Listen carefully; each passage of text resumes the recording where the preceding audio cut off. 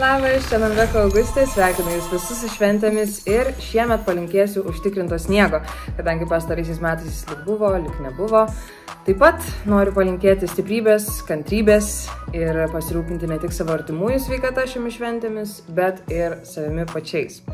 Mano mėgstamiausi kalėdų prisiminimai tikriausiai bus 15-20 metų atgal kaime pas močiutės brolį.